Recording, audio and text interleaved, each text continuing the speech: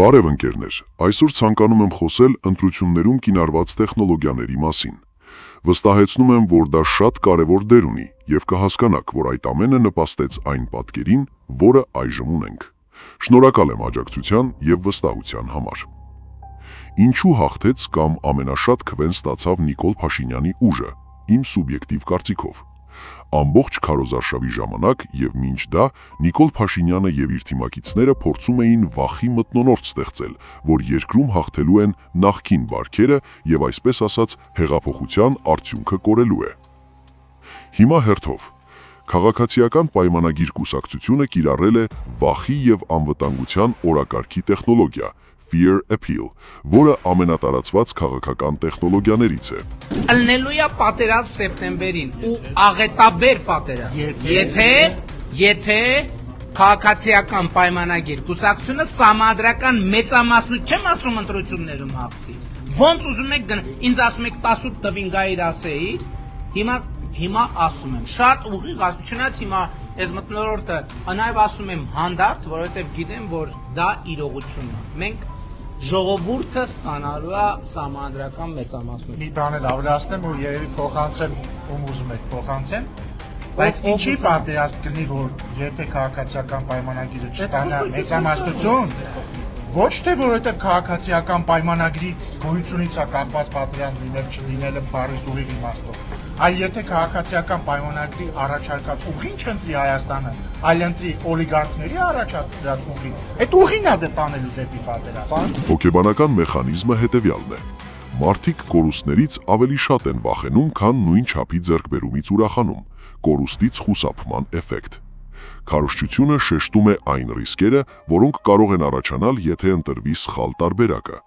Այնուհետև առաջարկվում է մեկ լուծում՝ քվեարկեք մեզ։ Օրինակ, կարող են շեշտադրվել պատերազմի վտանգը, տնտեսական անկայունությունը, արտաքին սպառնալիքները, ներքին անկարգությունների հավանականությունը։ Այս մեթոդը կիրառվում է տարբեր քաղաքական ուժերի կողմից բազմաթիվ երկրներում։ ՔՊ-ն կիրառել է նաև օրակարգի ձևավորում, agenda setting։ Մարդիկ հաճախ քվեարկում են ոչ թե բոլոր խնդիրների, այլ այն խնդիրների հիման վրա, որոնք ամենաշատն են քննարկվում։ Եթե լրատվական եւ քարոզչական դաշտում օրերով քննարկվում են անվտանգությունը, սահմանները, արտաքին քաղաքականությունը, ապա սոցիալական կամ տեղական հարցերը կարող են երկրորդ պլան մղվել։ Սա հայտնի մեդիա տեսություն է, ըստ որի մեդիան միշտ չէ, որ ասում մարդկանց ինչ մտածել, բայց հաճախ ազդում է ինչի մասին մտածել։ Կիրառվել են նաև միայն մենք կարող ենք շրջանավորում։ Տեղեկությունը ներկայացվում է այնպես, որ ընտրությունը թվա ոչ թե բազմաթիվ տարբերակների միջև, այլ երկու սցենարի՝ կայունություն կամ քաոս, խաղաղություն կամ պատերազմ, զարգացում կամ հետընթաց։ Սա սահմանափակում է ընտրողի ընկալված ընտրանքները։ Կրկնության ազդեցություն, illusory truth effect։ Նույն ուղերձը կրկնվում է բազմաթիվ ձևերով՝ ելույթներ, Facebook, TikTok, YouTube, հարցազրույցներ, գովազդներ։ Մարդիկ հակված են ավելի հավաստի համարել այն տեղեկությունը, որը հաճախ են լսել, անգամ եթե դրա ճշգրտությունը առանձին չեն ստուգել։ Հուզական պատմություններ։ Փոխարենը ներկայացնելու միայն թվեր եւ ծրագրեր, օգտագործվում են զինվորի պատմություն, ընտանիքի պատմություն, գյուղի բնակչի փորձ, երեխայի ապագայի մասին պատկերներ։ Զգացմունքային պատմությունները հաճախ ավելի մեծ ազդեցություն ունեն, քան վիճակագրությունը։ Մենք եւ նրանք։ Սոցիալական հոգեբանության մեջ սա հայտնի մեխանիզմ է։ Ստեղծվում են երկու խումբ՝ մենք եւ նրանք։ Արդյունքում ընտրողներն ավելի հեշտ են համախմբվում իրենց ընկալված խմբի շուրջը։ Հակառակորդի օրակարգի փոխարինում։ Երբ ընդդիմությունը խոսում է օրինակ կոռուպցիայի, աշխատավարձերի, հարկերի, իշխանությունը կարող է փորձել հանրային ուշադրությունը տեղափոխել այլ թեմայի, օրինակ անվտանգությանը կամ արտաքին հարաբերություններին։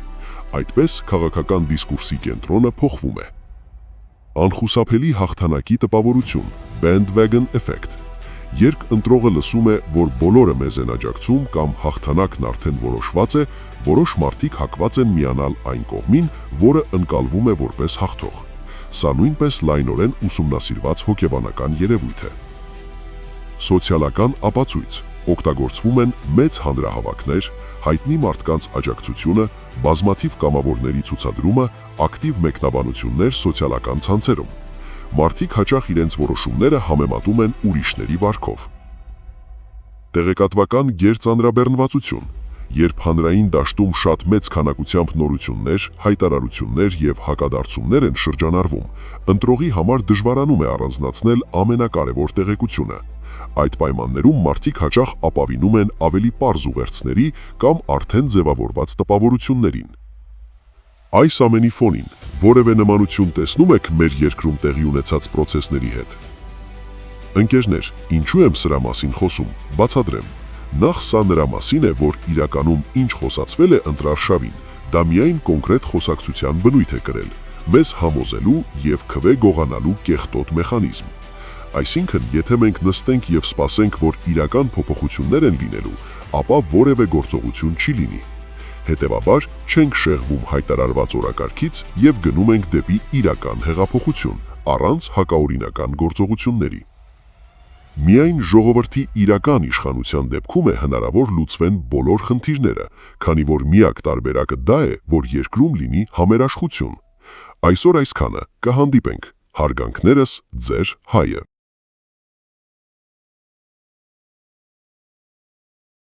Բարև ընկերներ, ինչպե՞ս եք։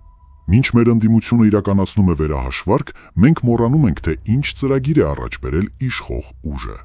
Շնորհակալ եմ աջակցության եւ վստահության համար։ Շնորհակալ եմ չհայհոյելու եւ չվիրավորելու համար։ Նախ ցանկանում եմ հերթական անգամ տեղեկացնել, որ որևէ քաղաքական ուժի չեմ սատարում եւ որևէ մեկի քաղաքական օրակարգը չեմ սպասարկում։ Ընկերներ, հիշում եք արդյոք կամ կարդացել եք արդյոք իշխող խմբակի նախընտրական ծրագիրը։ Եթե չէ, հիմա փոքրիկ մեջբերում անեմ։ Այսպես, ծրագրի 10-րդ կետում գրված է. Քաղաքացիական պայմանագիր կուսակցությունը պաշտպանում է հայաստանյաց առաքելական Սուրբ եկեղեցու բարենորոգման օրակարգը եւ որդեգրում է ճանապարհային հետեւյալ քարտեզը. Ա. Հայաստանյաց առաքելական Սուրբ եկեղեցու փաստացի պետի հեռացում, հանգստի կոչում։ Բ. Սահմանված կարգով կաթողիկոսական տեղապահի ընտրություն։ Գ. Հայաստանյաց առաքելական Սուրբ եկեղեցու կանոնադրության ընդունում։ Կանոնադրությամբ պետք է սահմանվեն ամրագրված սկզբունքների պահպանման, ֆինանսական թափանցիկության եւ հոգեվորականների բարեվարքության ապահովման կառուցակարգեր։ Դ. Սահմանված կարգով ամենայն հայոք կաթողիկոսի ընտրություն։ Ընկերներ, սա ՔՊԻ նախընտրական ծրագիրն է, որի մասին կարծես մոռացել են գրեթե բոլորը, այդ թվում եկեղեցու պաշտպանությամբ հանդես եկող ուժերը եւ իհարկե լրագրողները։ Բայց ես չեմ մոռացել եւ պահանջում եմ իշխող ուժից, որպիսի հրապարակավ հայտարարի, որ ձեռք է քաշում այս ապազգային ծրագրից։ Ընկերներ, իսկ դուք ընդունում եք այս հակաազգային ծրագրի դրույթը։ Խնդրում եմ խորը վերլուծել, մտածել, արդյոք որևէ մեկը իրավունք ունի խառնվելու եկեղեցու կյանքին, անկախ նրանից, հոգևորականները ինչեր են արել կամ անում։ Իմ կարծիքով, որևէ մեկը դրա իրավունքը չունի։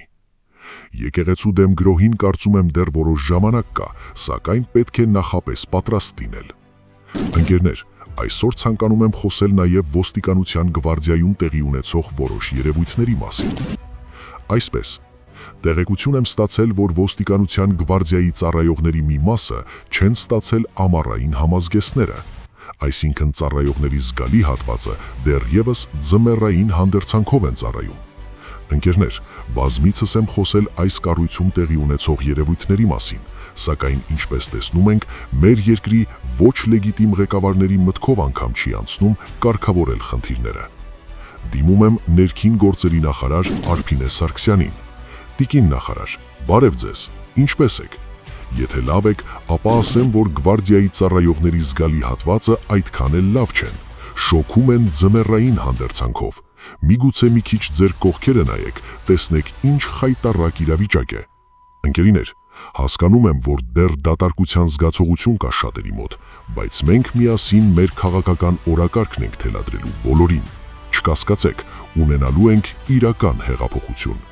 Մոտ օրերս արդեն իսկ գրավոր եւ բանավոր կդիմենք բոլոր քաղաքական միավորներին, ինչից հետո կսկսենք ակտիվ գործողությունները։ Ընկերներ,